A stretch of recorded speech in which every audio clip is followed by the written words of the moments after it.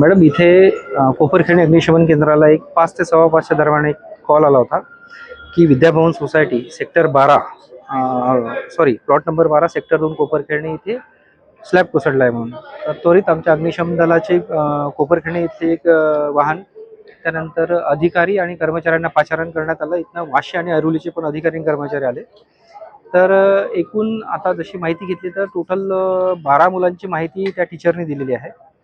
त्यापैकी स्लॅब हा पहिल्या मजल्यावरचा स्लॅब कोसळलेला आहे. त्याच्या खाली जी मुलं दबली होती ती 5 मुलं होते, त्यांना हॉस्पिटलाइज करण्यात आलेलं आहे सध्याच्या प्रसंगी. बाकीची मुलं ही निघून गेली होती आणि त्याच्यामध्ये एक टीचर पण आहे, ती इंजर्ड झालेली आहे. मॅडम, ट्युशन हे ग्राउंड फ्लोअरवर चालू होतं आणि तो पहिल्या मजल्यावरचा स्लॅब कोसळला हा खाली तिथे अंगावर त्या मुलांवरती. किती जुनी बिल्डिंग आहे? सर, सिडको कालीन बिल्डिंग दिसते, अंदाज तर सांगता येत नाही.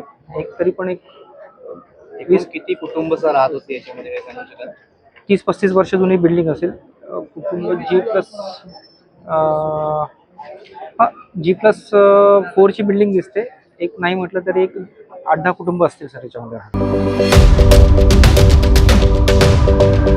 यूट्यूबवर सुद्धा रायगड टाइम्स सर्च करा आणि पहा रायगडच्या कानाकोपऱ्यातील प्रत्येक बित्तम बातमी.